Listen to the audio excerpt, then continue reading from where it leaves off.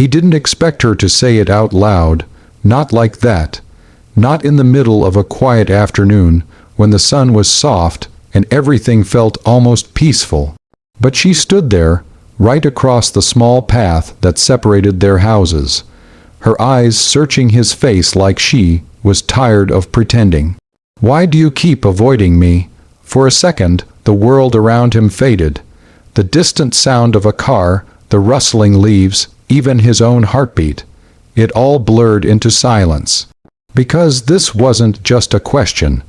It was something he had been running from for months.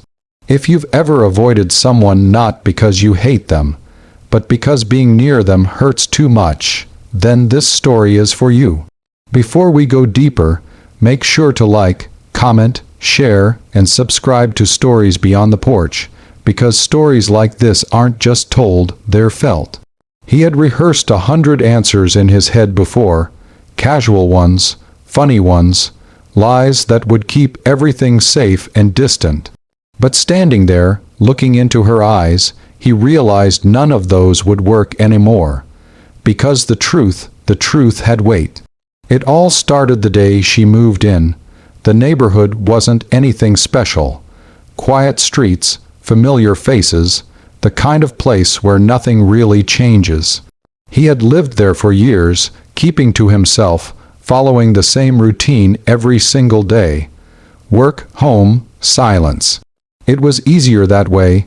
Then she arrived. At first, she was just another neighbor. A polite smile, a small wave. But slowly, almost without him noticing, she became part of his everyday life. Morning greetings turned into short conversations. Short conversations turned into long evenings sitting on the porch, talking about everything and nothing. She had this way of making ordinary moments feel important, like they mattered, and that was the problem. Because for someone like him, who had spent years building walls, someone like her wasn't just a neighbor. She was a risk. He had loved before, deeply, completely, the kind of love that makes you believe it's forever. But forever didn't come. It ended suddenly, painfully, leaving behind a version of him that didn't trust easily anymore. A version that learned the hard way that the closer you get to someone, the more it hurts when they leave. So he promised himself something simple, never again, and for a while he kept that promise, until her. She didn't force her way into his life. She didn't try to break his walls. She just existed in a way that made those walls feel unnecessary. And that was more dangerous than anything. Because slowly, without realizing it, he started to care. He started waiting for those evening conversations, started noticing the little things, how she laughed, how she listened, how she made him feel like he wasn't alone anymore. And that scared him, because caring meant losing control, and losing control meant risking everything he had spent years protecting. So one day, he made a decision.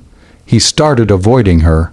At first, it was small things, leaving the house earlier than usual, pretending to be busy, shortening conversations, then eventually no conversations at all. He told himself it was the right thing to do. That distance would make things easier, that if he stepped back now, he wouldn't have to deal with the pain later. But what he didn't expect was how much it would hurt anyway, because avoiding her didn't make his feelings disappear.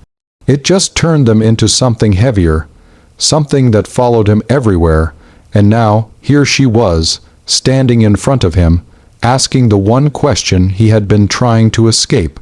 "Why do you keep avoiding me?" Her voice wasn't angry.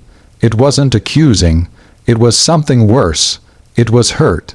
And suddenly, all those excuses he had prepared felt meaningless. He looked at her, really looked at her, and realized something he had been denying for a long time. She deserved the truth, even if it changed everything.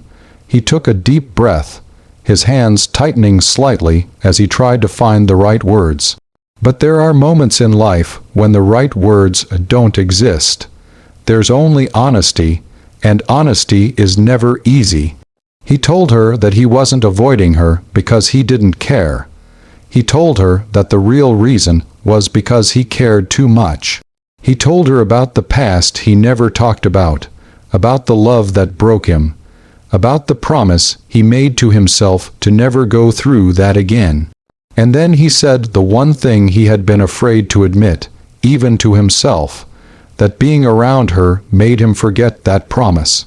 That she made him feel something he wasn't ready to feel again, that he was scared, not of her, but of what she meant to him. When he finished, the silence between them felt different, not empty but full, like everything that needed to be said had finally found its way out. She didn't interrupt him, she didn't look away, she just stood there, absorbing every word, and for a moment he thought he had ruined everything. Because sometimes the truth doesn't bring people closer. Sometimes it pushes them away, but then something unexpected happened. Her expression softened, not with pity, but with understanding, because pain recognizes pain. She stepped a little closer, not enough to cross any boundaries, but enough to show she wasn't walking away. And in that quiet moment, he realized something he hadn't understood before. Avoiding someone doesn't protect your heart. It just isolates it. Weeks passed after that conversation. Things didn't magically become perfect. They didn't suddenly turn into a love story filled with dramatic confessions and instant happiness. But something changed. The distance was gone. In its place was something slower, something real. They started talking again. Carefully at first, like two people learning how to trust again. There were still fears, still doubts, but now they were shared instead of hidden. And that made all the difference, because healing doesn't happen in isolation. It happens in connection. One evening, as they sat on the porch like they used to, he realized that the fear was still there. But it didn't control him anymore, because this time he wasn't running from it. He was facing it, and maybe that's what courage really is. Not the absence of fear, but the decision to move forward despite it. If this story touched your heart even a little, don't just scroll away. Take a moment to like, share, and subscribe to Stories Beyond the Porch.